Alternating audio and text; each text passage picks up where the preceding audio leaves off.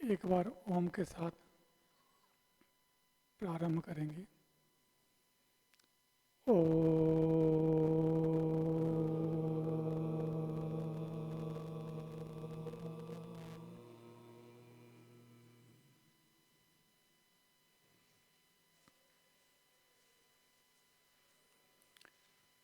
पारायण यज्ञ उचित है अथवा अनुचित है, ये हमारा चर्चा के विषय है।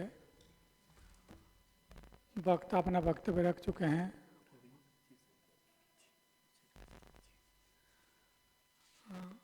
वक्ताओं का आपस की चर्चा भी हो चुके हैं। अभी प्रथम जो वक्ता थे उनको प्रति श्रोताओं का प्रश्नोत्तर हो चुका है। अभी मैं द्वितीय वक्ता को बुलाना चाहूँगा। उनसे यदि किसी का प्रश्न हो, आचार्य रविंद्र जी आ जाएंगे। इनसे यदि किन्हीं किन्हीं का प्रश्न हो तो वो हाथ खड़ा कर लेंगे। मुनि सत्यव्रत जी को दिया जाए। एक और माइक आचार्य रमन जी को।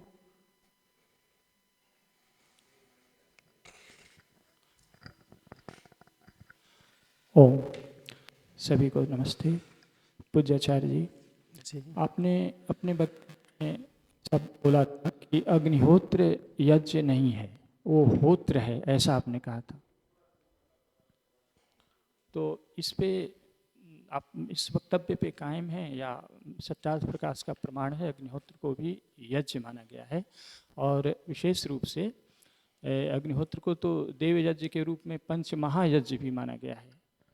सत्यार्थ प्रकाश के तृतीय समोल्लास में भी है और चतुर्थ समोल्लास में भी है। और जो यज्ञ की परिभाषा जो 28वां नंबर पे है, स्वमंतव्य प्रकाश में भी है, वहाँ पे अग्निहोत्र से लेकर अश्वमेघ पर्यंत माना गया है। और आर्योदेश्य रत्नमाला में भी यज्ञ की यही परिभाषा है कि जो अग्निहोत्र से लेकर अश्वमेघ पर्यंत शिल्प विद्या और पदार्थ विज्ञान है, जो जगत के उपकार के लिए किया जाता है, उसे यज्ञ कहते हैं।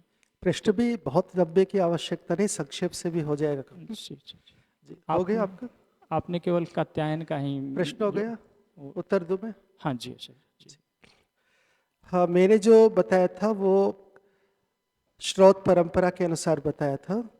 वहाँ यज्ञ एक पारिभाषिक यानी योग रूढ़ में प्रयोग होता है और विशेषकर परिभाषा दी है कि तिष्ठद्धोमा वषट्कार प्रधाना यजतय, यानी जिसमें जी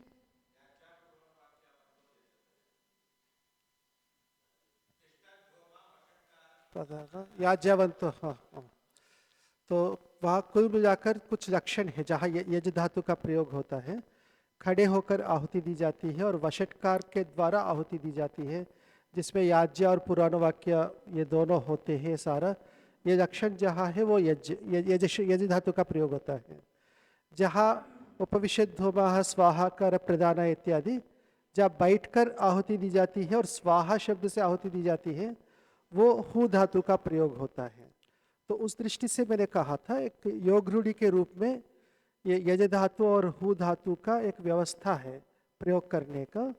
बाकी पंचमहायज्ञ के अंतर्गत इसका है, देवयज्ञ है ही, पर उस समय चर्चा जिस दृष्टि से चल रही थी उस दृष्टि से मैंने ये कहा था। दूसरा प्रश्न आचार्य जी, अर्थात अब आप इसको भी यज्ञ मान रहे हैं महर्षि दयानंद के कथनानुसार, क्योंकि वो दृष्टिकोण न रहने पे? हाँ, एक व्यापक रूप से जब देखते हैं जी तो ठीक है। ठीक है जी।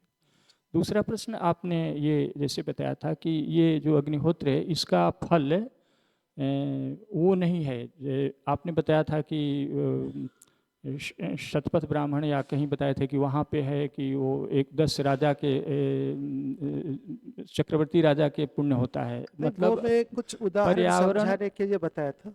पर्यावरण शोधन इसका फल नहीं है, आपने कहा था। आपने कहा था कि ये हित होता है पर पर्यावरण शोधन इसका फल नहीं है, ऐसा आपने कहा था ना?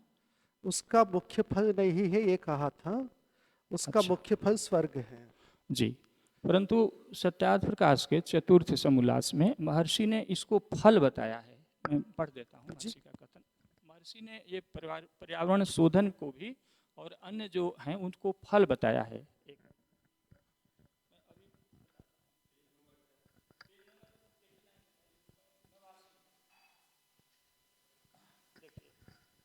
इन 5 महायज्ञों का फल यह है कि ब्रह्म यज्ञ के करने से विद्या, शिक्षा, धर्म, सभ्यता आदि शुभ गुणों की वृद्धि।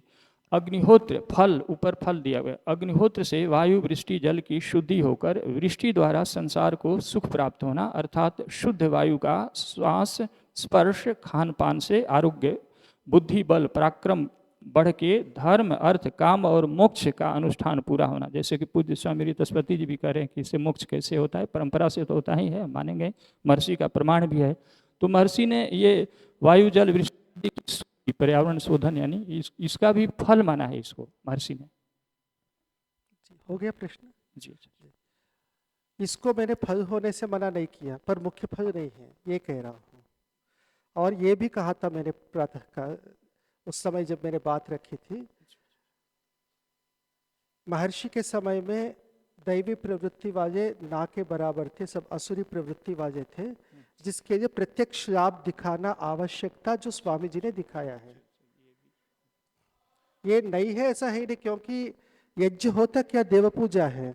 ये पर्यावरण की शुद्धि जो आप कह रहे हैं, ये आधुनिक भाषा है। हमारी परंपरा में देवताओं को पुष्ट करना, पर्यावरण की शुद्धि जो है, पर्यावरण है क्या, सब देवता ही है, देवता ही है, उनको पुष्ट करना, यह प्रत्यक्ष दिखता है, पर वो नहीं है दृष्टि वहां। यानी करने के पीछे जो लक्ष्य है वो स्वर्ग है।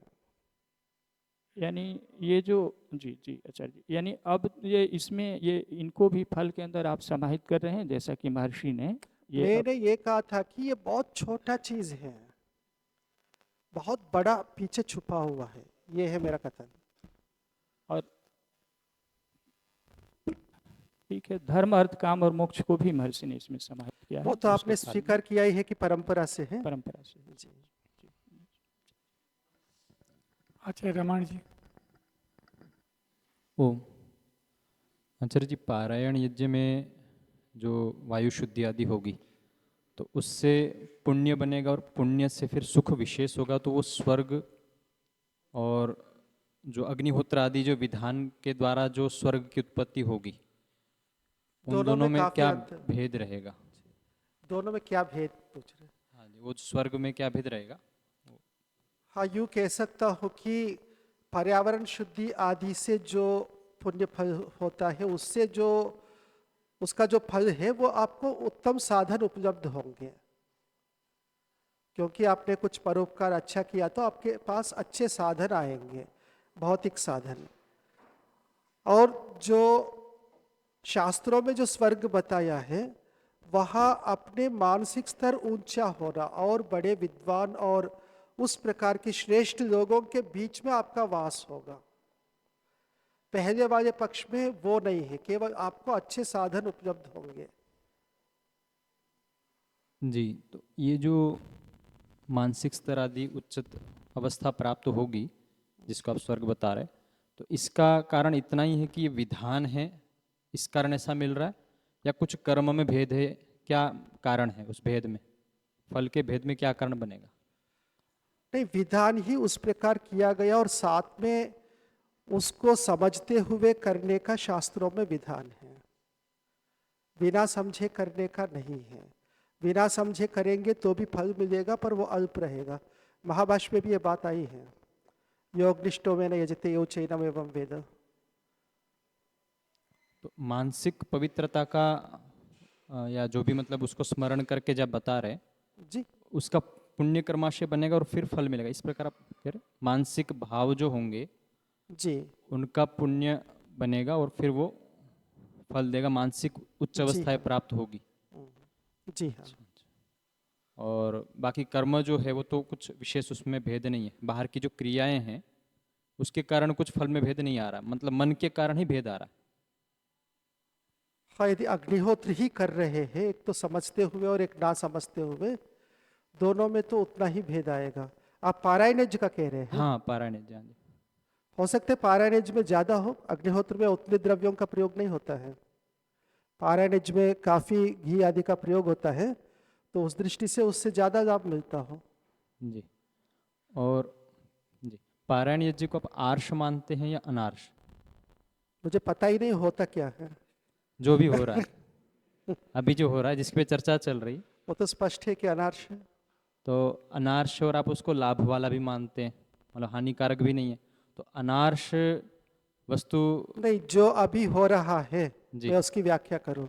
वहाँ सत्संग हो रहा है और वहाँ अग्नि में कुछ उत्तम द्रव्यों का यानी डालना प्रक्षेप हो रहा है। मैं अवयव क्रियाओं को देखकर बता रहा हूँ कि उससे पुण्य होगा। उन अवयव क्रियाओं के द्वारा उसका समुचित नाम आप जो दे रहे हैं, ऐसा कोई कर्म आर्ष नहीं है। पर ये अवयव कर्म सारे ऋषियों के द्वारा विधान किए हुए हैं।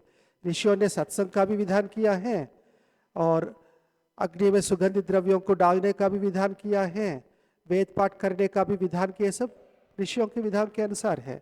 उन सबको समुचित रूप जो एक है उसका ये नाम है, वो विधान नहीं है। तो आर्षों का जो समूह है, अवयव आर्ष है, हाँ अवयव अवयवी आर्ष है। अनार्ष है। जी। तो तो ऐसा कैसे हो सकता है जब आर्ष अवयवी है, तो अवयवी जो है चलो आपको उदाहरण बता विधान न दूं। होने से हो सकता है। उदाहरण बता दूं। हाँ जी। सौंठ एक औषधि है ना, जी। काली मिर्च भी औषधि है, पुनर्नवा भी औषधि है। ऐसे 10-15 औषधियां है ना, उनको इकट्ठा कर लो। वो एक आयुर्वेद का एक श्लोक है, नहीं इनको नहीं पता होगा मुनि जी को। यस्य कस्य तरोर मूलम येन केन।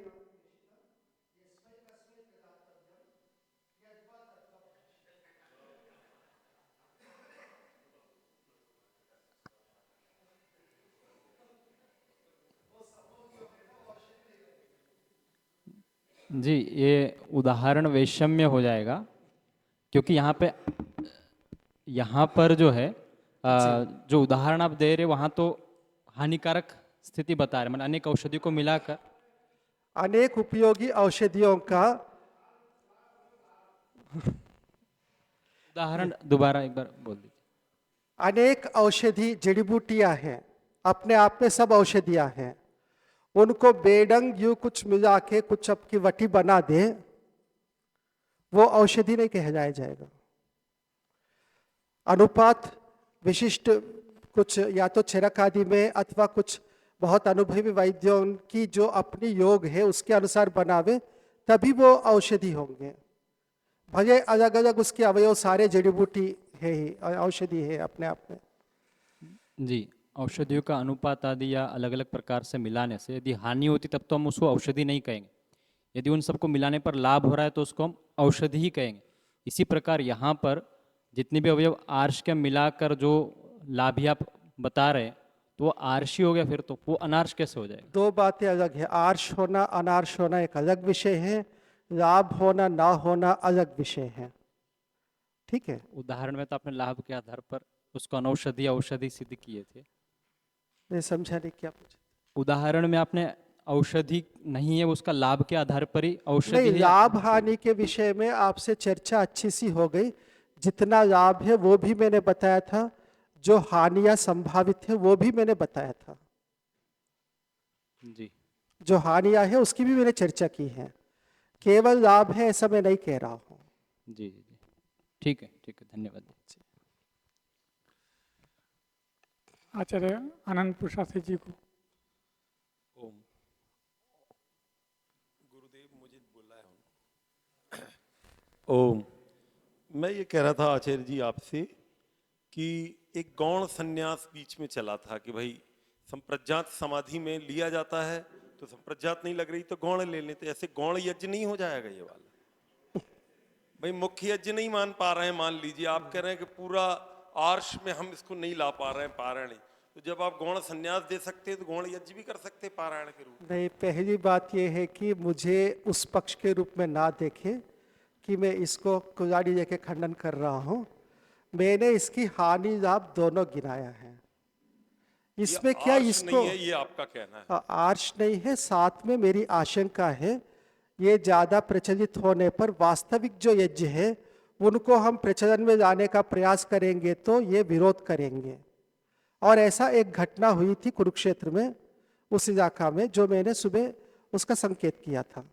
कोई एक चीज प्रचलित होती है उसकी जगह पर दूसरा आने पर पहले वाला कुछ विरोध तो उसका करता ही है, स्वागत नहीं करेगा। अंतिम बात और कह दूं मैं जी कि जो महर्षि दयानंद ने ये 16 आहुतियों का अग्निहोत्र दैनिक वाला लिखा है, जी ऐसा कहते हैं किसी भी शास्त्र में इस स्वरूप में अग्निहोत्र है ही नहीं।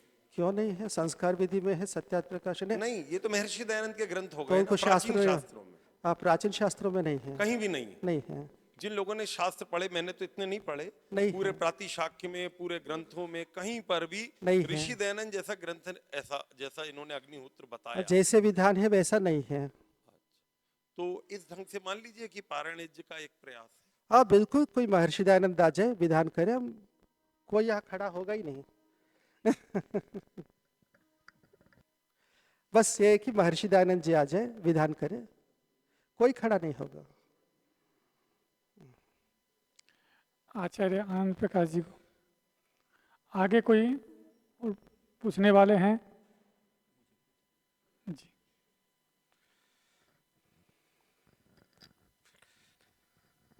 आपने कहा शास्त्र विहित जो कर्म है वही विहित जो से पुण्य नहीं होता। जी बहुत सारे ऐसे कार्य हैं जिसका इन बहुतों का उपकार होता है। तो पुण्य का तो अर्थ है किसी का भला करना, किसी का अनुग्रह करना। तो किसी का भला किसी प्रकार से हो, चाहे शास्त्र में विहित है नहीं विहित है, सारी बातें विहित नहीं होती, सारी औषधियों का विधान नहीं है। आयुर्वेद में भी सभी औषधियाँ नहीं बताई जाती, नहीं बता सकते। कई गाँव में ऐसी औषधियाँ होती हैं जिसको वैद्य लोग नहीं जानते, तो उससे भी लाभ होता है। इसी प्रकार किसी का भला होता है तो उसको हम पुण्य नहीं होगा, फल नहीं मिलेगा, क्योंकि हमने ऐसा बताया वैसा नहीं किया। जैसे व्यवहार भानु में है ना, मैंने बताया तो वैसा नहीं किया, अब इसका हाथ काटना पड़ेगा। तो वैसा हमने नहीं, हमारे कथन के अनुसार नहीं है इसलिए पुण्य नहीं होगा, ये तो नहीं होना चाहिए। जी, मेरे कथन के अनुसार तो कुछ भी निर्णय नहीं होगा। कुल मिलाकर किसी कर्म से पुण्य होगा नहीं होगा इसका आधार शास्त्र ही हो सकता है। पर कुछ बातें शास्त्रों में नहीं बताई गई और तो उसका कैसे पता है कि उसका करने से पुण्य मिलेगा? दूसरे का भला हो रहा है, खुश हो रहा है उसका। दूसरे के भला होने से पुण्य होगा, ये शास्त्रों में विधान है ना। है का मतलब वो जो दूसरे का भला कर रहे हैं वो शास्त्रों के विधान को ही कर रहे हैं। परोपकार पुण्याय पापाय परपीडनम, यानी शास्त्र का विधान है ना। ये शास्त्र का विधान हो गया ना। आप कह रहे थे जो शास्त्रों में विधान नहीं है, वो उदाहरण आपको वो देना विधान चाहिए। नहीं है जैसा आप बता रहे परोपकार हैं। तो शास्त्रों में विधान है। आप मुझे स्पेसिफिक यानी उदाहरण दीजिए, फलाना ये कार्य शास्त्रों में विधान नहीं है और पुण्य मिलता है। अच्छा, जो वैदिक यज्ञों में विनियोग आप कहते हैं ऋषियों के बताया हुआ, उससे सहमत हैं क्या आप? जी जो विनियोग शास्त्रों में बताए हैं जी उनसे सहमत हैं? क्योंकि आप कह रहे हैं ऋषियों के बताए हुए, शास्त्रों के बताए हुए विधान के जितना अनुसार है। ऋषियों का है मैं सहमत हूँ, जितना प्रक्षेप है उससे सहमत नहीं हूँ। कैसे पता चलेगा प्रक्षिप्त है, कौन सा ओरिजिनल है, कौन सा नकली है? उसके मापदंड स्वामी दयानंद जी ने दिया हुआ है, आपको भी पता है। स्वामी दयानंद जी ने सारी बातें नहीं कहीं, दूसरों के ऊपर ही छोड़ दी हैं। जी तो जैसे सनो देवी से शनि देवता की पूजा करते हैं, जी या उद्बुद्ध स्वाग्ने से बुध ग्रह की पूजा करते हैं नवग्रह में। नहीं, बात बताइए आप, शास्त्रों ये में कहाँ विधान है ना, विधान है? शास्त्र में विधान है, कौन से शास्त्र में? कर्मकांड अब- के शास्त्र में। आप शास्त्र का नाम दीजिए, कर्मकांड के नाम से कोई शास्त्र नहीं है। धर्म संग्रह जो ओम ओम। वो शास्त्र नहीं है। आचार्य आनंद प्रकाश जी, यदि अपनी बात रख देंगे तो वो शास्त्र में उसके विषय में है कि नहीं, केवल उसके ऊपर बात हो जाएगी। आप जो कह रहे हैं वो कोई शास्त्र नहीं है, 3 सूत्र है अथवा ब्राह्मण ग्रंथ है। अच्छा, जो यज्ञों में जो और भी विधान है, जैसे गृह सूत्र है, जी। पार्थ गृह सूत्र अनुस्तरणी गऊ का है, जी तो वो तो शास्त्र में विधान है। जी, वो प्रक्षिप्त के अंतर्गत आएगा। स्वामी जी ने गृह सूत्रों की व्याख्या की थी संस्कार विधि के पहले संस्करण के रूप में, उनमें उस प्रकार की सभी सूत्रों को अनुचित माना है, प्रक्षिप्त के रूप में माना है। गृह सूत्रों को जी हाँ, सभी को नहीं, जो प्रक्षिप्त है। कौन सा प्रक्षिप्त है कौन सा प्रक्षिप्त नहीं है कैसे जानेंगे? जहां विशेषकर हिंसा की बात है वो प्रक्षिप्त है। अब ये बात मनुस्मृति के साथ भी आएगी, फिर भी हम उससे लाभ उठाते हैं, पूरा नहीं छोड़ देते हैं। रामायण महाभारत के साथ भी आती है। जहां कोई मापदंड नहीं है अजय जी, वहां भी कुछ विद्वान लोगों ने, जैसे सुरेंद्र कुमार जी ने, मनुस्मृति में प्रक्षेपों को हटाया है, तो वो कठिन नहीं है, मापदंड बन जाएंगे। परस्पर विरोध ना होना, मंत्रों से विरोध ना होना इत्यादि कई मापदंड हो सकते हैं जिसके आधार पर हम निर्णय कर सकते हैं। और जो शतपथ में जो 21 प्रकार के सोम याग आदि स्रोत याग हैं जी उन सब का जो जितना फल है उतना वेद पारायण से मिल जाता है। यजुर्वेद में 20 पहली विंशति में ही सारे यज्ञों का एतावत रूपम यज्ञ से सारा बता दिया है 19वें अध्याय में। जी तो जो ये वेद पारायण यज्ञ करते हैं वो बताते हैं कि जितना पुण्य अग्निहोत्र से अश्वमेध पर्यंत यज्ञों से होता है उतना पुण्य वेद पारायण यज्ञ से हो जाता है। ये फिर मैं ये कह सकता हूँ कि अपनी अपनी श्रद्धा, बाकी कोई शास्त्रीय वचन नहीं है। क्योंकि जिन्होंने कहा है वो आप्त पुरुष नहीं है। जो तथाकथित ये जो विहित हैं स्रोत याग हैं जी। जो उससे वेदों के प्रति घृणा हुई है, लोगों को बहुत बुरा लगा है, वेदों का लोप होने का कारण बना है। ये जो तथाकथित शास्त्रीय विधान है, वैधानिक जो यज्ञ हैं उनसे बहुत हानि हुई है वेद की। जबकि वेद पारायण से लोगों में श्रद्धा होती है और लोग बहुत सुनते हैं उसका। ये अभी साध्य है आचार्य जी, यानी उससे घृणा हुई है और वेद पारायण से वेद का लाभ हो रहा है, ये सब अभी साध्य है।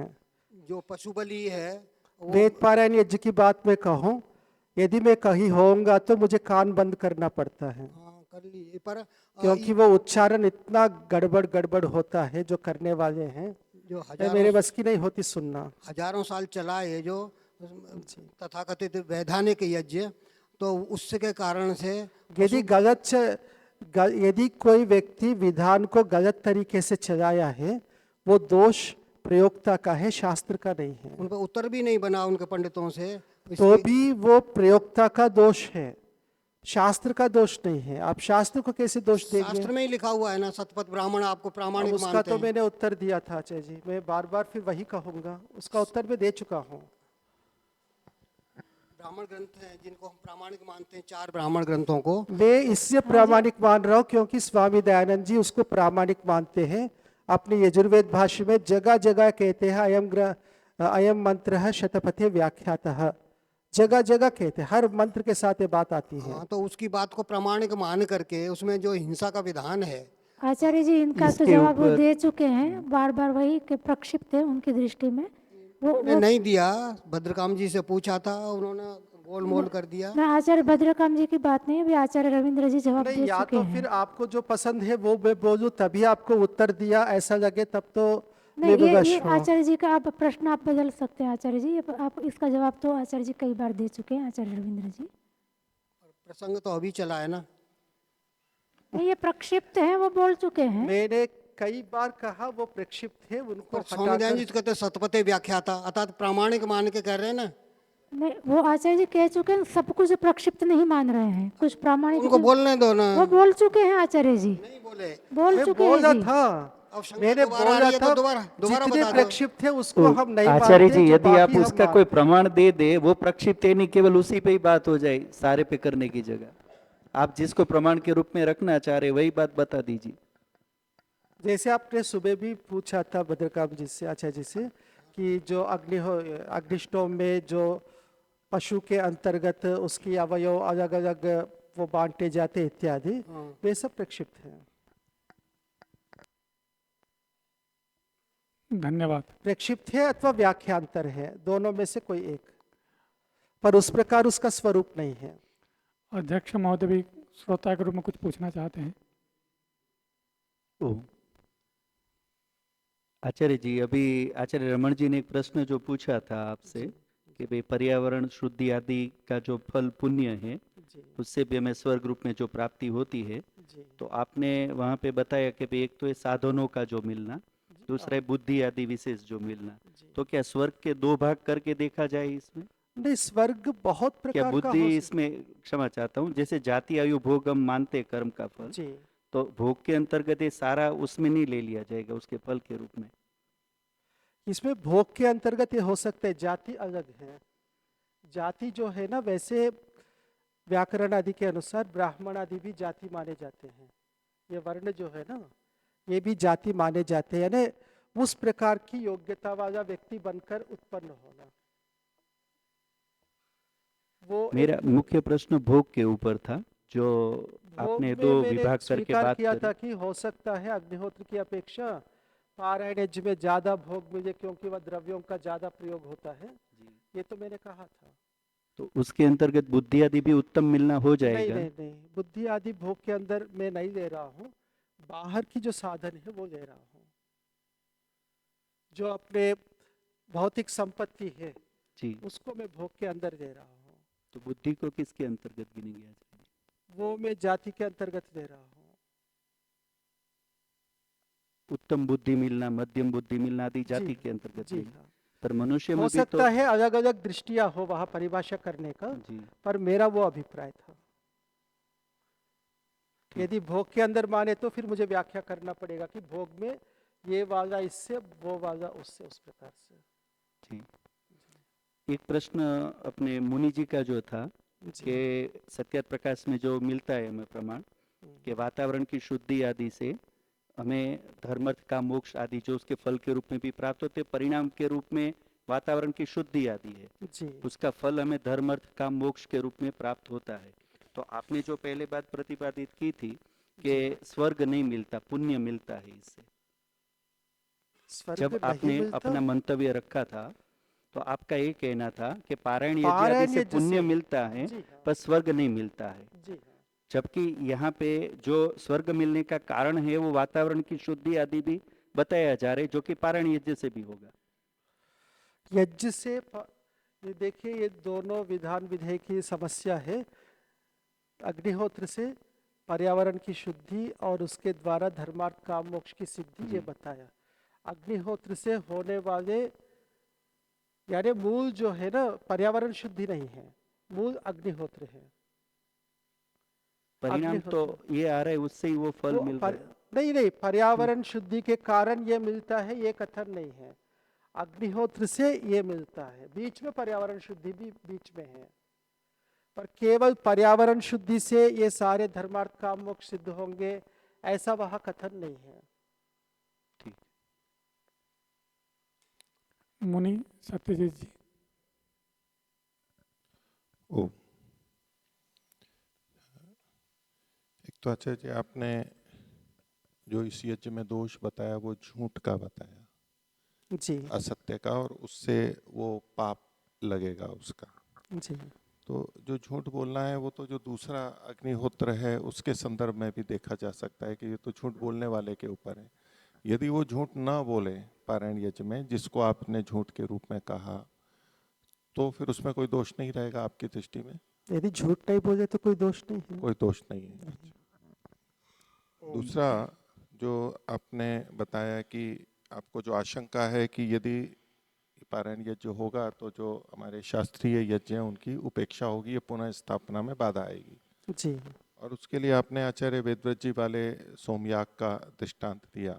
जी। तो उसमें जिन्होंने विरोध किया वो पारायण यज्ञ के कारण से था या किसी और कारण से था? नहीं, पारायण यज्ञ नहीं था ना, वो तो सोमयाग के उन्होंने सोमयाग था, अनुष्ठान किया पर था। जिन्होंने विरोध किया जी। वो पारायण यज्ञ करने वाले थे या पारायण यज्ञ के कारण से उन्होंने सोमयाग का विरोध किया? उसमें पारायण यज्ञ कारण है, एक घटना हुई, किसी ने विरोध किया, क्या आप ये मानते हैं कि वहाँ पारायण के विरोध किया गया था? नहीं, अकेला पारायण यज्ञ नहीं था वह, वो अपने प्रचलित जो यज्ञ है, वर्तमान में प्रचलित जो यज्ञ है, इसके अतिरिक्त और कुछ देखना नहीं चाहते थे। उसमें तो जो प्रचलित अग्निहोत्र है जिसको कि आप भी जी हाँ। स्वीकार मानते, जी आपने कहा कि जो प्रचलित अग्निहोत्र है जी उससे परे वो नहीं जाना चाहते, इसलिए सोमयाग का विरोध कर रहे थे। जी हाँ। तो वहाँ सोमयाग के विरोध में प्रचलित अग्निहोत्र जो कि आर्ष आप लोग स्वीकार कर रहे हैं वो कारण बन रहा है, तो क्या उस विरोध के कारण इस आर्ष अग्निहोत्र का भी विरोध कर देंगे? तो मेरा प्रश्न ये था, क्या वहाँ पर्यावरण यज्ञ कारण था विरोध में या कोई और था? तो आपने अग्निहोत्र कारण बताया, तो पहली बात तो पारायण यज्ञ वहाँ कारण बन ही नहीं रहा है, वैसे इसलिए तो मैं पूरा करूं, इसलिए वो उदाहरण ही वहाँ नहीं बनता है। और जो आपने अभी अभिव्यक्त किया है कि प्रचलित अग्निहोत्र उसमें कारण था, तो उस आपके तर्क से तो प्रचलित अग्निहोत्र भी नहीं करना चाहिए। वैसे तो सही सही बताना है तो उन्होंने किससे विरोध किया पूरा पूरा तो मुझे नहीं पता, ये मेरी ऊहा थी। पारायण यज्ञ तो सीधा सीधा नहीं था, इतना तो मैं कह सकता हूँ। तो वो दृष्टांत नहीं बनेगा, यानी जो आप दोष दर्शन बता रहे थे जी। कि आज भी हो रहा है, तो वो दृष्टांत पारायण यज्ञ को हटाने ठीक में है, नहीं वो ना बनेगा। बने पर मेरी आशंका है। ठीक है, तो वो लेकिन प्रमाण नहीं है वो। ठीक है। दूसरा जो आप अग्निहोत्र की चर्चा कर रहे हैं, ये कौन से अग्निहोत्र की चर्चा कर रहे हैं? ये जो हमारी चर्चा चल रही है, जी। ये किस अग्निहोत्र की चर्चा चल रही है? कौन ये सी? नित्य अभी तो कर्म की चर्चा चल रही है या काम्य कर्म की चर्चा चल रही है? अभी अग्निहोत्र की तो कोई चर्चा नहीं चल रही है, पारायण यज्ञ की चर्चा चल रही है। इस संदर्भ में जो अग्निहोत्र आया, जी बीच में अग्निहोत्र आया ना, जी तो उसमें आपने जो परिभाषा की, अग्निहोत्र को तो आप स्वीकार करते हैं, जी और उस अग्निहोत्र को जो उसकी फल बताया जो आपने कात्यायन आदि के, यानी जी पारायण यज्ञ गलत है, अग्निहोत्र ठीक है, ये तो अग्निहोत्र इसलिए साथ में जो आ रहा था। जी। तो वो जो अग्निहोत्र बोला जा रहा था वो कौन सा था, ये मैं पूछ रहा हूँ, वो नित्य था या काम्य था? आप फल आता है तो काम्य में ही था, नित्य अग्निहोत्र में कोई फल नहीं होता है। तो जो ये अभी नित्य अग्निहोत्र और पारायण यज्ञ को गायत्री विश्वानी देव से बढ़ा के करने की सारी बात थी, ये अग्निहोत्र से संबंधित थी। जो अग्निहोत्र है महर्षि ने जो किया, जी, ये नित्य कर्म है या काम्य कर्म है? ये नित्य कर्म है, किंतु ये नित्य उसमें- कर्म है। जी तो ऐसे में जो आपके कथन आ रहे थे अग्निहोत्र के, आप फल बता रहे हैं स्वर्ग काम, अग्निहोत्रम जुहुयात स्वर्ग काम, वो काम्य कर्म का है। महर्षि ने जो किया उसको आप निमित्त नित्य कर्म मानते हैं। नित्य कर्म का फल नहीं होता है, नित्य कर्म केवल प्रत्यवाय को यानी हानि को हटाने के लिए होता है। तो आपके पूरे कथन में स्पष्ट नहीं हो रहा है कि आप कब अग्निहोत्र को नित्य मान रहे हैं या काम्य मान रहे हैं। इसमें क्योंकि स्वामी दयानंद ने अग्निहोत्र के फल के साथ जोड़कर वर्णन किया है, इस दृष्टि से मैंने उसको काम्य, स्वामी जी की जो अग्निहोत्र का विधान है उसमें काम्य का भी अंश है ऐसा मानकर मैंने व्याख्या की है। स्वामी जी ने जितने भी कर्म विधान किया है, जैसे उदाहरण रखा है, उन सबका फल का वर्णन है, केवल प्रत्यवाय की हटाने के लिए उन्होंने विधान किया ऐसा मुझे दिखाई नहीं दिया। ठीक है, उनका वर्णन फल का है। तो अभी मैंने जब आपसे पूछा था अग्निहोत्र का, मैंने इससे कहा था काम्य मानकर मैंने व्याख्या की। नहीं, महर्षि दयानंद वाला उसको आपने नित्य कर्म कहा था, अभी मैंने ऐसा सुना। जो ठीक है, महर्षि दयानंद वाला है वो नित्य कर्म मान करके आपने अभी अभी कथन किया था। ठीक है, वो गलत किया मैंने। तो जो अग्निहोत्र की हम चर्चा कर रहे हैं, यानी पारायण यज्ञ की जगह, पारायण को तो गलत मान रहे हैं, अग्निहोत्र कर रहे हैं, वो अभी नित्य कर्म वाला अग्निहोत्र आप ले रहे हैं या काम्य कर्म वाला अग्निहोत्र ले रहे हैं? अभी जो मैंने व्याख्या, जो भी चर्चा चली है वो काम्य वाला चली है, जो स्वामी दयानंद ने जिसकी विधान की है। और जो कात्यायन आदि के अनुसार आपने परिभाषा देते हुए अग्निहोत्र की बात की, वो नित्य है या काम्य है? वो परिभाषाएं दोनों में चलते हैं, नित्य और काम्य दोनों में चलते हैं। लेकिन जो आप बोल रहे थे, जो स्वर्ग की फल प्राप्ति आप बता रहे हैं, जी, वो नित्य कर्म की बता रहे थे या काम्य कर्म की है? वो अग्निहोत्र वो काम्य कर्म है? स्वर्ग की प्राप्ति जो मैं बता रहा था काम्य कर्म की ही बता रहा था। तो काम्य कर्म तो वैसे विहित होता नहीं है, जिसकी कामना होगी वो करेगा, जी, नहीं करेगा तो भी कोई बात नहीं पर है। स्वामी जी ने विधान भी किया है और फल की कथन भी की है। मैं अभी प्राचीन वाली बात कर रहा हूँ ना, तो चूंकि इस सारी परिचर्चा में जी, महर्षि का अग्निहोत्र या आर्य समाज में प्रचलित अग्निहोत्र और फिर तो प्राचीन, उसको आप मैं प्राचीन वाक्य पूरा कर लूं, ये जो दो अग्निहोत्र हो रहे हैं और इसको बिना स्पष्ट किए सारी चर्चा अग्निहोत्र शब्द के माध्यम से की जा रही है, तो लोगों को स्पष्ट कभी भी नहीं होगा। या तो आप प्राचीन का उल्लेख कर रहे हैं तो अग्निहोत्र कौन सा है ये बताना पड़ेगा। जैसे आप पारायण यज्ञ में दोष बता रहे हैं कि आप यज्ञ बोल रहे हो लेकिन ये झूठ बोल रहे हो कि वो है ही नहीं। ऐसे ही ये जो सारी चर्चा की प्राचीन की, इसको गडमट करके कि ये काम्य है, नित्य है, फल होगा नहीं होगा, वो एक स्पष्टता होनी चाहिए, मैं कहना चाह रहा हूँ।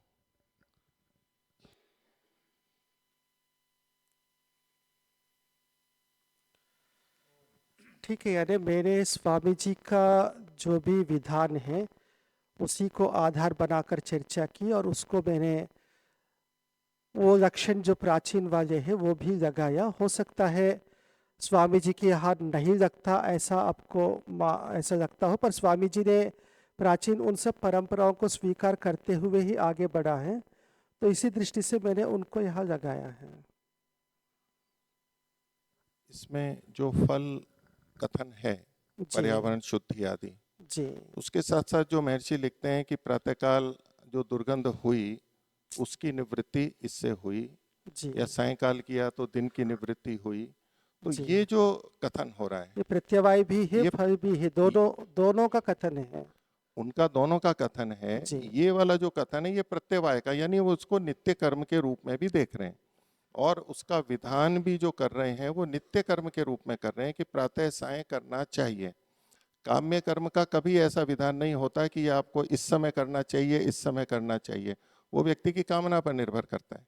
तो उस दृष्टि से ये नित्य कर्म का ही विधान समझना चाहिए। हाँ, जो आप कह रहे हैं कि अभी जो व्यक्ति हैं वो समझते नहीं है, इसलिए वो फल आदि का महर्षि ने बहुत अधिक कथन कर दिया, लेकिन ये मूलतः तो नित्य कर्मों का ही है, और बलि वैश्वदेव यज्ञ आदि ये सब नित्य कर्म है, और केवल प्रत्यवाय के लिए इनसे पुण्य वाली बात नहीं होनी चाहिए। हो सकता है, ठीक है, उस रूप में भी देख सकते, पर मैं उस फल कथन को लेकर उस रूप में लिया था। ठीक है, उसमें कोई आपत्ति नहीं है। जी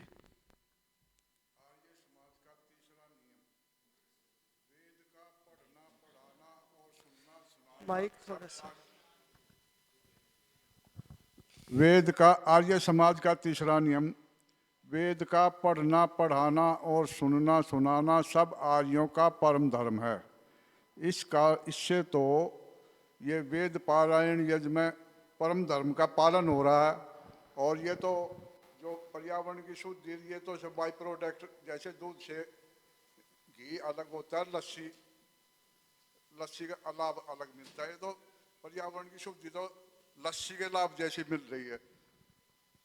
इसका मुख्य ये तो परम धर्म का पालन हो रहा है महर्षि के अनुसार। तो ये प्रश्न है, वक्तव्य है, मुझे समझ में नहीं आया।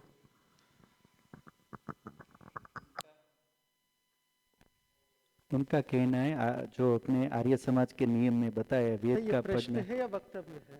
नहीं, प्रश्न है, तो इसमें वेद का श्रवण तो कर ही रहे हैं ना सब, तो पुण्य ही होगा, परम धर्म ही है। तो ठीक है, इसका तो उत्तर आ चुका है, अब दोबारा क्या दो, उसको रहने दीजिए। आचार्य सानंद जी को माइक दीजिए।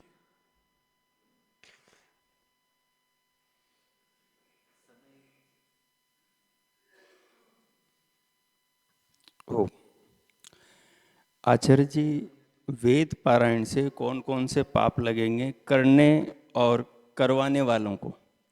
उसकी चर्चा हो चुकी है। नहीं, गिना दीजिए आप कौन कौन से लगेंगे, ताकि हमें पता लगे। एक तो वो गौण रूप से उसको यज्ञ कह सकते हैं, मुख्य रूप से नहीं है, किंतु उस यज्ञ को कराते हुए विशेष पुण्य का, जो यज्ञ की जो पुण्य का कथन, स्वर्ग कामो यजेता और श्रेष्ठतमं कर्म इत्यादि इत्यादि जो बोला जाता है, अगर यदि बोला जाता है तो वो झूठ है, तो वो गलत है। और दूसरा एक गलत परंपरा हम डाल रहे हैं, बाकी सब ठीक है, उसका एक नाम देकर गलत एक डाल रहे हैं, तो वो आगे सही परंपरा के आने में वो व्यवधान बन सकता है। तो पारायण यज्ञ तो वही रह जाए, हम नाम का सुधार कर लें, कोई दिक्कत नहीं है मेरे अच्छा, ख्याल से। दूसरी बात ये कोई दिक्कत नहीं, बहुत अच्छा है। जो कर रहे हैं, जो करवाने वाले हैं, उनको दक्षिणा मिलती है जी, और उनकी ओर से वेद का प्रचार और अभ्यास भी होता है, ज्ञान भी बढ़ता है। नहीं, मेरे उत्तर आपने सुना, बहुत अच्छा है कहा मैंने। जी जी, ठीक है। अच्छा, दूसरी बात और भी पूछ रहा था मैं, अग्निहोत्र और पारायण यज्ञ में अंतर कितना है? अंतर कितना है? जमीन और आसमान की जैसे, क्योंकि पारायण के अंदर भी वेद मंत्रों से आहुतियाँ दी जाती हैं, अग्निहोत्र में भी वेद मंत्रों से आहुतियाँ दी जाती हैं। जो अग्निहोत्र के अंदर प्रक्रियाएं होती हैं वो सारी क्रियाएं हम पारायण के अंदर भी हवन कराते हुए करते हैं। तो अंतर क्या है? बस उसमें मंत्र ही तो बढ़ जाते हैं। यही बात आप आयुर्वेद की किसी औषधियों के बात में अब नहीं सोचिएगा। आचार्य जी, हर चीज को इन आप दोनों में आयुर्वेद अंतर से बिल्कुल है। नहीं, वहाँ बिल्कुल आयुर्वेद, है। आचार्य जी आयुर्वेद में तो चलो कोई औषधि बढ़ जाएगी तो उसका साइड इफेक्ट हो सकता है, तो यहाँ भी हो लेकिन सकता है। यहाँ ज्ञान बढ़ जाएगा तो उसका साइड इफेक्ट क्या होगा? उसका नुकसान क्या? उससे तो लाभ ही होगा। वो तो ठीक है, एक दृष्टि से देखा जाए। असल में स्वामी जी ने जो विधान किया है वो एक सीमा है। कर्म जो है उसको समझते हुए करना चाहिए, पर स्वामी जी तो ऐसे व्यक्ति भी जो काल एक्शन भैंस के बराबर, ऐसा भी संस्कार विधि में लिखा है, ऐसे जबान हो तो वो एक सीमा है। अब उसको भी क्रॉस करके आगे हम बढ़ रहे हैं। यानी कर्म जो है वो समझते हुए करना है, उसका एक आध्यात्मिक लाभ भी होता है, उसको भी अपनाते हुए करना है। वो तो है ही नहीं, और उसको और यानी जो कुछ उसमें एक सीमा तक स्वामी जी आए हैं उसको और सरकाते जाया जा रहा है। दिशा वो नहीं है हमें चलने का, दिशा तो उसके विपरीत है, विधि के अनुसार चलना चाहिए। एक आचार्य जी, दूसरी बात आपने स्वर्ग के लिए कहा, स्वर्ग को स्वामी जी ने सुख विशेष भी कहा है, सुख भी कहा है, आचार्य चाणक्य भी कहते हैं। जी हाँ। जो सत्संग से सुख प्राप्त होता है वो भी सुख स्वर्ग है, जो ज्ञान से सुख प्राप्त होता है वो भी स्वर्ग है। तो जो श्रोता, जो सुनने वाले हैं पारायण यज्ञ के अंदर, जो परिवार वाले हैं, उन लोगों को बड़ा फायदा होता है, बड़ा लाभ होता है। वो किसी शोक में हो, तनाव में हो, उनके घर में कोई डेथ हो गई हो, वो लोग बहुत सुखी अनुभव करते हैं। कई लोग रोने भी लग जाते हैं, और वो जो वक्ता है उसका जो वचन, जो प्रवचन सुनते हैं, उनसे बड़े लाभान्वित, उनके घर के झगड़े दूर हो जाते हैं, तनाव दूर हो जाते हैं। आप मेरे से क्यों पूछ रहे बातें? मैंने तो स्वीकार किया, बहुत ये अच्छी सब आ बात चुका है, ये सब हो चुका है, उन्होंने स्वीकार किया ही है। जी जी आचार्य जी। उसको यानी या फिर मैं मना करूं ऐसी इच्छा है?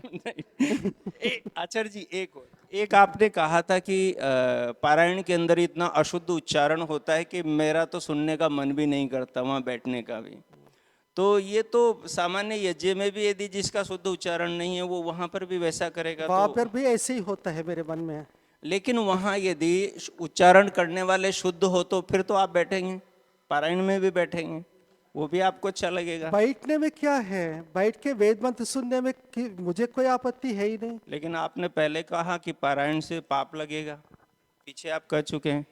ये सारी चर्चा हो चुकी है सानंद जी, इसकी आवृत्ति हो रही है। मैंने नहीं कहा, पाप की तो बात मैंने कही नहीं। ठीक है आचार्य जी। झूठ से पाप होता है, पारायण से नहीं। यहाँ पर इनके प्रश्नोत्तर पूरे करें, नए वक्ता को लेंगे, और वक्ताओं के प्रश्नोत्तर अभी पूरे होने हैं, 10 बजे तो बजने देने हैं। जी, जिनको जाना होगा वो जा सकते हैं। अच्छा, धन्यवाद। शोर शराबे के पर साहब जी आ उठेंगे जाइए। शांति से।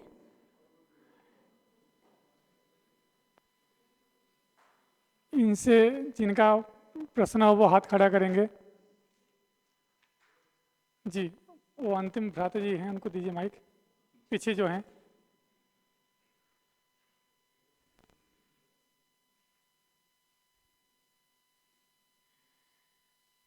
ओम।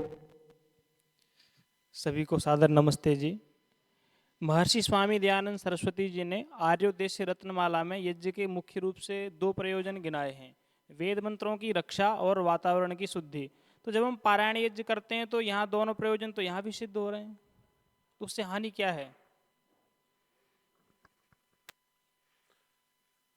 मेरा जो हेतु था, ये वैसे प्रश्न या हेतु मैंने प्रस्तुत नहीं किया था कि इससे ये हानि होगी या ये लाभ नहीं होंगे। मेरा हेतु तो स्पष्ट था कि ये जो जिस तरह से पारायण यज्ञ किया जाता है वो किसी अधिकृत व्यक्ति द्वारा बनाया हुआ नहीं है, किसी ऋषि द्वारा बनाया हुआ नहीं है, और ऋषियों द्वारा स्थापित अन्य चीजें हैं।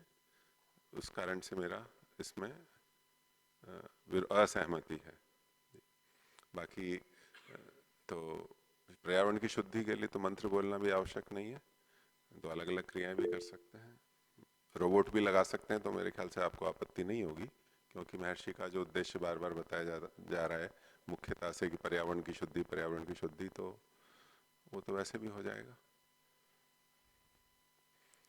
है ना। और उस तरह का लाभ देखें तो एक तरफ रोबोट लगा देंगे, वो अग्निहोत्र करता रहेगा, दूसरी तरफ बिना किसी विघ्न के वेद पाठ करते रहेंगे, वेद पाठ और अच्छा हो जाएगा, तो महर्षि का मंतव्य और अच्छे से पूरा हो जाएगा अगर इस हेतु को लिया जाए तो। और कोई इनको पूछने वाले हैं? स्वामी जी को माइक दीजिए।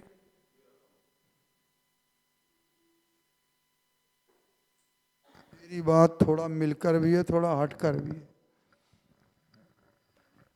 हमसे भिन्न मुसलमान आदि या पक्के पौराणिक आदि वो पारायण यज्ञ करते हैं, जो कुछ भी करते हैं, तो उनको पाप लगेगा कि पुण्य लगेगा? ये व्यवस्थाएं तो हम ही लोगों को कही जा रही हैं।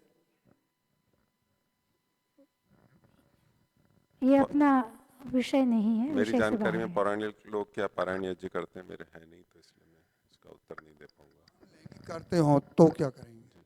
मुसलमान भी करने लग जाए, ईसाई करने लग जाए, तो उसमें उनको पुण्य होगा कि पाप होगा? आहुति डालेंगे, पर्यावरण शुद्धि होगी, उसका जो लाभ होगा वो तो हिंदू करे, मुसलमान करे, कोई भी करे। मैंने तो रोबोट की बात कर दी थी, तो मनुष्यों की तो कथा ही क्या, तो पर्यावरण शुद्धि तो उससे भी हो जाएगी, तो कोई भी करे, पर्यावरण शुद्धि तो होने ही उससे वाली है। लाभ ही होगा ना, पर्यावरण शुद्धि तो होगी। बस तो ठीक है, लाभ बता दे। पर्यावरण शुद्धि के लिए करते रहो। जी स्वामी जी, लाभ बता दिया गया।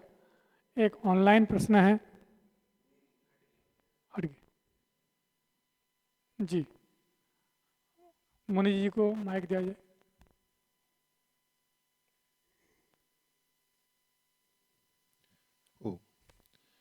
आपका जो कथन है उसमें मुख्य बिंदु या आधार है ऋषियों के विधान से विरुद्ध होने से, ये यही आधार है आपका? एक मुख्य पूछ रहा हूँ मैं आपको जी, यही है कि विधियों ऋषियों ने जो दिया है उससे अलग है, और दूसरा आधार है कि ये जो दिया जा रहा है वो किसी ऋषि द्वारा, अधिकृत व्यक्ति द्वारा नहीं बताया गया है।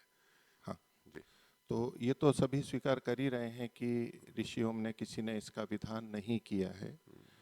तो मैंने जो वाक्य बोला था ये था ऋषियों के विधान से विरुद्ध है, आपने जो दोहराया वो कि ऋषियों के विधान से अलग है।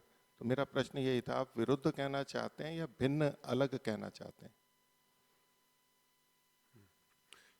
अलग है, अलग है। और विरुद्ध का मैंने हेतु दिया था कि इससे ऋषियों ने जो विधान किया है, जो बताया गया है, उसकी अप्रतिष्ठा होती है, इस दृष्टि से वो विरुद्ध जाता है, उनका अवज्ञा होती है, उनसे उनका जो प्रतिस्थापित चीजें हैं उसका सम्मान नहीं होता, उसकी स्थापना नहीं होती, इस दृष्टि से वो विरुद्ध है, हानि होती है, उस पक्ष में हानि हो जाती है ऐसा करने से।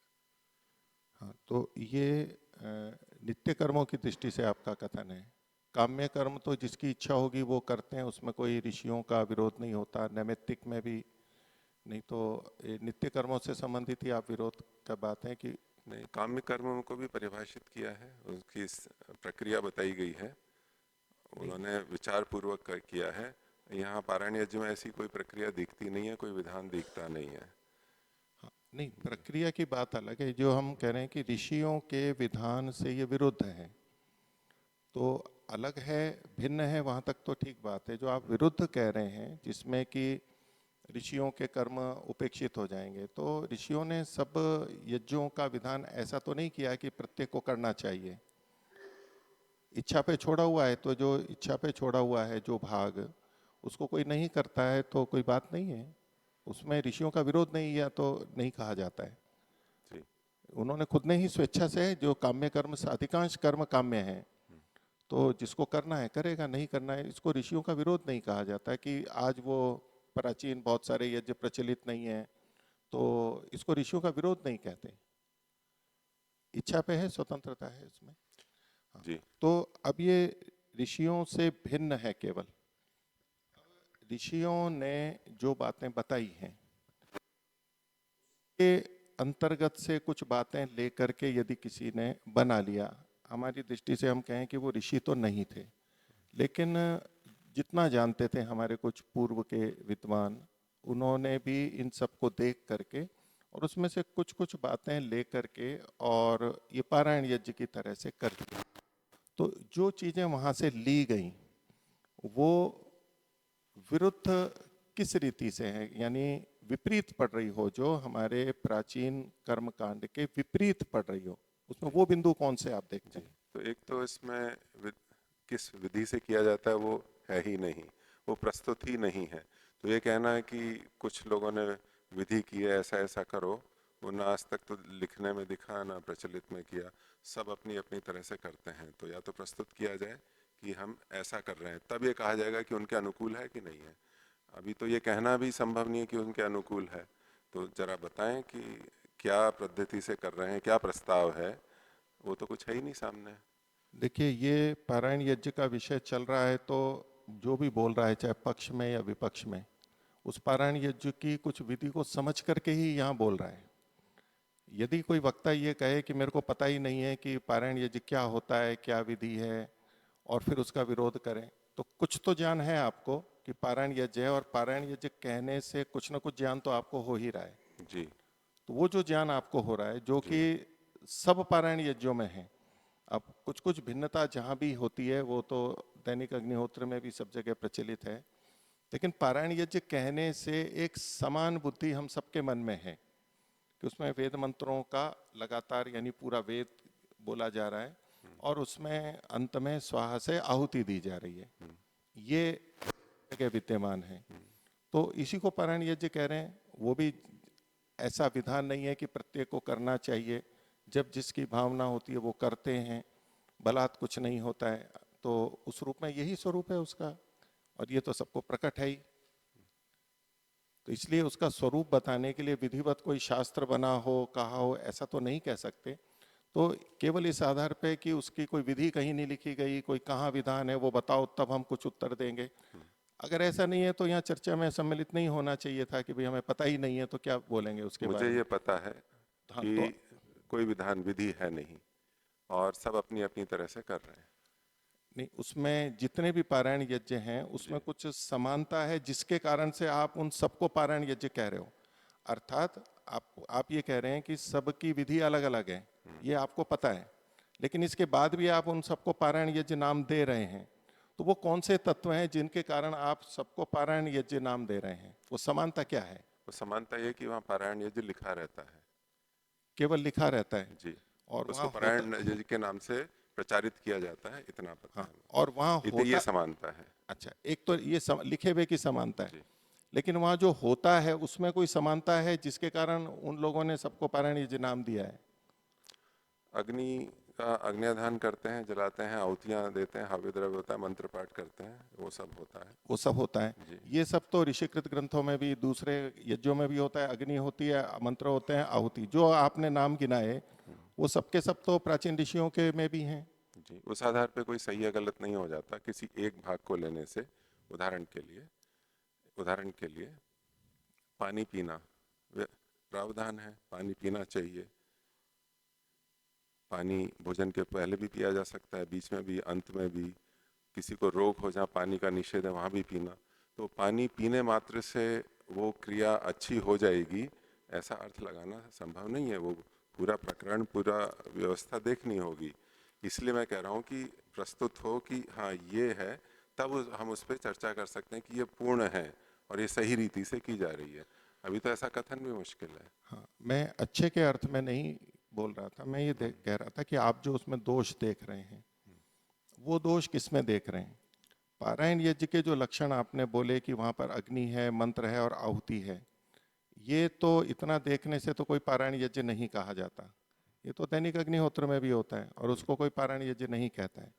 तो मैं वही प्रश्न पे आता हूँ। मूल प्रश्न तो वही है कि विरोध कहाँ है ऋषियों से, वो विरोध बिंदु मेरे को आपसे सुनना है कि वो विरोध कहाँ है। आपने जो कुछ बोला उसमें तो आपने कहा विधि हो तब बताएंगे, तो मैं ये कह रहा हूँ कि इतनी जगह जहाँ पारायण यज्ञ देखते हैं तो इतने मात्र से तो पारायण संज्ञा नहीं होती है, ये आप भी समझते हैं। वो कौन सी चीज़ है जिसके कारण आप पारायण यज्ञ बोल रहे हैं उसको, या तो समझ रहे हैं कि हाँ ये पारायण यज्ञ है जिसकी आलोचना आप कर रहे हैं, वो पारायण यज्ञ किस लिए बोल रहे हैं? ऐसा यज्ञ जहाँ ये सब ये अग्नि प्रज्वलन और आहुतियाँ इत्यादि हो रही हैं और जो शास्त्र में जो विहित अलग अलग याग हैं उससे कुछ भिन्न हो रहा है। वो जो कुछ भिन्न हो रहा है और जिसको नाम पारायण यज्ञ दिया जा रहा है, उस पारायण यज्ञ की मैं चर्चा कर रहा हूँ। देखिए, ऐसा कोई पारायण यज्ञ नहीं होता जहाँ अग्नि है, मंत्र हैं और आहुतियाँ हैं, इतने मात्र से पारायण यज्ञ होता हो। ऐसा कहीं लिखा हुआ आपने देखा और इतने मात्र के कारण पारायण यज्ञ का हो, ऐसा कहीं पर भी नहीं होता है। उसमें एक और कंपोनेंट है, एक वेद का ले लेते हैं, ऋग्वेद, यजुर्वेद, सामवेद, अथर्ववेद, कोई एक वेद ले लेते हैं और पूरा पढ़ते हैं। हाँ, ये जो समानता है तो यही तो मुख्य बात है जी। तो एक वेद ले लेते हैं, जो भी ले लेते हैं और उससे के आहुतियां दी जाती हैं और क्रमशः दी जाती हैं, लगातार दी जाती हैं, लंबे समय, भले ही वो अनेक दिनों तक या कुछ घंटों तक जैसे भी देते हैं। ये उसका स्वरूप है, ये हर पारायण यज्ञ में समान मिलेगा जी। तो यही उसकी विधि है। और कौन सी विधि है? बाकी सारी चीजें अग्नि, यज्ञ, आहुति जो आपने बोली हैं वो सब हैं उसके अंदर। तो ऋषि के जो कर्म हैं उनसे विरुद्ध कौन सा जा रहा है? विरुद्ध से मेरा तात्पर्य उनकी अप्रतिष्ठा हो रही है, जो ऋषियों ने गिनाए हैं कि ये करना उचित है, इससे ये काम में सिद्ध होते हैं, उसकी हानि हो रही है। वो प्रचलन से बाहर हो रहा है, मेरा ये तात्पर्य है। और उसको पुनर्स्थापित करने के लिए उसकी तरफ अगर ध्यान दिया जाए तो उनकी प्रतिष्ठा होगी, जो ऋषियों द्वारा पूर्व निर्धारित है, उसकी तरफ हमारा ध्यान नहीं जा रहा है। ये हानि की तरफ मैं संकेत कर रहा हूँ। ठीक है, ये आपकी बात जो आपने कही वो स्पष्ट हो गई। इसको छोड़ करके बाकी जो पूरी प्रक्रिया है, आपने जो ये हानि कही है, ये अपने आप में विचारने की है कि ऐसा होगा नहीं होगा या ऐसी आशंका है, इसको एक बार अलग कर देते हैं। बाकी जो प्रक्रिया हो रही है उसमें ऋषियों से क्या विरुद्ध है? मेरा तो यही हेतु है और कोई हेतु ही नहीं मतलब इसमें कोई विरुद्ध नहीं है, ये आपका कहना है। मेरा इतना ही हेतु है जो धन्यवाद। मैंने हेतु प्रस्तुत किया, उसके अतिरिक्त मेरा कोई हेतु नहीं है। ठीक है, ठीक है। ओ अगले वक्ता को ले ले।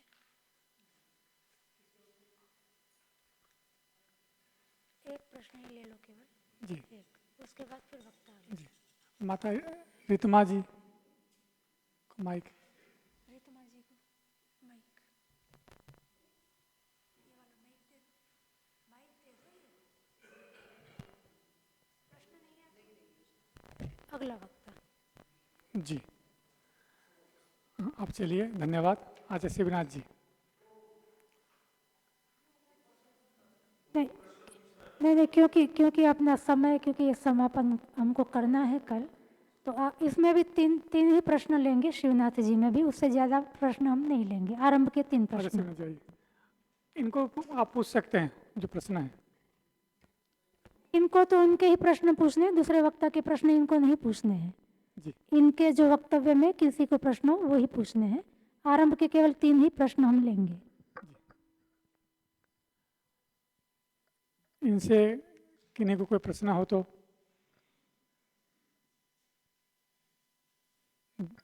जी मैं पूछना चाहता हूँ।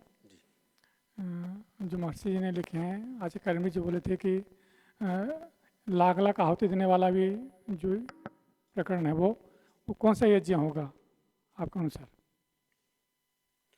तो मुझे इसमें कोई आपत्ति नहीं है कि गायत्री मंत्र या विश्वानी देव मंत्र से लंबे काल तक आहुति दी जाए, लाख या कितने भी दे सकते हैं उसमें। हाँ, मैं पहले बता देता हूँ। तो जो उसमें बाधापन की जा रही कि भाई आचार्य आनंद पुरुषार्थी जी ने भी कहा था भाई वो कब तक देता रहेगा। तो जैसे कि अनेक पौराणिक परंपराओं में लाखों या उनका कुछ संकल्प होता है कि इतने बार हमको राम का जप करना है, इतने बार कृष्ण का जप करना है, तो वो लाखों करोड़ों तक वो करते हैं। और कई ऐसे प्रतिष्ठान हैं भी जो वो परंपरा उनकी चल रही है। तो उसमें लाखों बार कैसे किया जा सकता है, उसमें क्या बाधा होगी? तो उसमें मुझे कोई बाधा नहीं लगती। लंबा समय हो गया, दिनचर्या का समय वो बीच में रोक करके फिर अपनी दिनचर्या कर ली, आगे जब भी अनुकूल समय करेंगे। तो जितना संकल्प लिया, 1 लाख, 2 लाख, 3 लाख, जैसे भी आप एक गायत्री मंत्र बोलें, एक विश्वानी देव बोलें, अथवा लगातार गायत्री मंत्र बोलें, फिर लगातार कुछ विश्वानी देव बोलें, या 3-3 करके बोलें, कैसे भी बोलें, तो वो कितनी भी संख्या तक आप इनसे कर सकते हैं। अधिक के लिए जो महर्षि ने वहाँ पर विकल्प या छूट दी है। तो लाख आहुति वाला यज्ञ हो सकता है आपके अनुसार? हाँ, महर्षि ने लिखा है तो स्वीकार्य है। तो उसको गायत्री महायज्ञ कह सकते हैं? महायज्ञ में आपत्ति आएगी क्योंकि पंच महायज्ञों को ही महायज्ञ कहा गया है। बाकी इतने लंबे लंबे याग होते हैं और सहस्र वर्ष या सहस्र संवत्सर तक के दीर्घ याग भी होते हैं, पर उनको महायज्ञ नहीं कहा गया। तो गायत्री यज्ञ कह सकते हैं, सावित्री यज्ञ कह सकते हैं, क्योंकि दोनों ही मंत्रों का देवता सविता है। तो इसको मैं आगे अंत में अपना एक अभिप्राय या निवेदन भी स्पष्ट करना चाहूँगा। तो गायत्री यज्ञ कह सकते हैं या सावित्री यज्ञ कह सकते हैं, सामान्य अग्निहोत्र भी कह सकते हैं। उसमें कोई किस चीज का? तो ये विधान आप लोगों ने तो प्रस्तुत किया प्रमाण के रूप में कि महर्षि दयानंद जी और मैंने भी प्रमाण के आप पूरे पारायण यज्ञ को इस बात पर डिनाय कर रहे हैं कि वो जी गलत हो गया। वो गायत्री मंत्र को आप 1 लाख बार देने को तैयार हो गए। क्यों? महर्षि दयानंद जी लिख रहे हैं ना। ऋषि दयानंद ने कहा था कि भाई थोड़ा सा अधिक कर लें। आप 1 लाख कर लेंगे, पूरे 20,000 मंत्रों से नहीं करने देंगे आप। उसमें मैंने प्रथम हेतु ये प्रस्तुत किया था कि जो विनियोग है विरुद्ध विनियोग है। एक तो भिन्न विनियोग है, उसमें मुझे कोई आपत्ति नहीं है। आप कोई भी संस्कार कर रहे हैं, कोई भी अग्निहोत्र कर रहे हैं, किसी भी प्रसंग में, उस प्रसंग में यदि आप ईश्वर परक मंत्रों से भी आहुति दे रहे हैं तो वहाँ मुझे कोई आपत्ति नहीं है। पर जिन मंत्रों में ईश्वर परक प्रसंग भी नहीं है और जिस प्रयोजन से या जो प्रसंग वहाँ चल रहा है वो भी नहीं है, उससे विपरीत कुछ अर्थ उन मंत्रों का है, ऐसे मंत्रों से जो आहुति दी जा रही है वो विरुद्ध विनियोग है, वो मुझे अनुचित प्रतीत होता है। और जो मैंने पहले प्रश्न किया था कि सभी मंत्रों का साक्षात ईश्वर परक अर्थ नहीं हो सकता, जैसे अंत्येष्टि आदि में लोम के लिए, अस्थि के लिए, मज्जा के लिए, ऐसे सब बहुत सारे मंत्र जो यजुर्वेद के दिए हुए हैं, तो वो जी वो ईश्वर परक नहीं लग प्रतीत। जी आपका ये उत्तर उन्होंने दे चुके थे, ईश्वर परक अर्थ है। जी मुनि जी को आपके कथन में विनियोग की विसंगति सबसे महत्वपूर्ण बिंदु है। हाँ, मुझे ऐसा लगता है। विनियोग का आधार क्या होना चाहिए? जैसा मुझे अभी तक समझ में आया कि जिस प्रसंग से हम आहुति देना चाहते हैं या करना चाहते हैं उससे संबंधित कुछ चर्चा या कुछ संकेत उसमें होना चाहिए। तो पारायण यज्ञ वाले किस प्रसंग के लिए, किस उद्देश्य से वो यज्ञ करते हैं? प्रसंग विशेष नहीं है। तो अगर आपको ये नहीं पता है कि प्रसंग विशेष नहीं है जी, तो वो विनियोग गलत है, ये आप कैसे कह सकते हैं? विनियोग गलत तब कह सकते हैं जब आपको उसका प्रयोजन और प्रसंग पता हो, तब आप कह सकते हैं कि मंत्र तो कुछ और कह रहा है और प्रयोजन आपका भिन्न है, तो आप विनियोग गलत कह सकते हो। और यदि आपको उसका प्रसंग ही नहीं पता है और आप ये कहे जा रहे हो कि ये विनियोग गलत है, तो ये तो कथन ही आपका तो ठीक नहीं होगा। इसमें मैं इतना कहना चाहूँगा कि जो पारायण यज्ञ करते हैं एक अच्छा कर्म मान के हर्ष, प्रसन्नता, उल्लास, एक प्रसन्नता का प्रसंग हम उसको ले सकते हैं। पर उसमें बहुत जो वेदों के सभी मंत्र हैं उनमें बहुत से मंत्र जो हैं अंत्येष्टि या अन्य अन्य प्रसंगों के हैं जो प्रसन्नता से भिन्न स्थिति में भी उपदेशात्मक या कुछ भिन्न हो सकते हैं।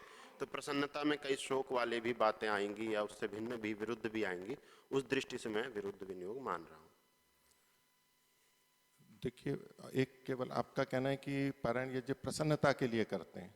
हाँ, तो और भी हो सकता है, मैं इतना ही नहीं कह रहा हूँ। तो ये तो पहले देखना होगा ना कि पारायण यज्ञ करने वाले क्यों कर रहे हैं पारायण यज्ञ, वो पहले पता हो और उसके बाद में विनियोग का हो। यदि आप प्रसन्नता कहते हैं तो क्या प्रसन्नता वाले मंत्र निकाल के, और वो प्रसन्नता वाले मंत्र भी 20,000 में से हजारों हो सकते हैं, या तो शतक भी पारायण यज्ञ करते हैं 100 मंत्र लेके भी, वो आपकी दृष्टि से ठीक हो जाएगा? आपको केवल विनियोग की विरुद्धता है। यदि प्रसन्नता वाचक 500 1000 मंत्र चारों वेदों के छांट के, उसको भी पारायण यज्ञ के नाम से बोला जाता है, शतक वाला जो पारायण करते हैं ना, तो उसमें तो आपको कोई विनियोग की आपत्ति नहीं आनी चाहिए।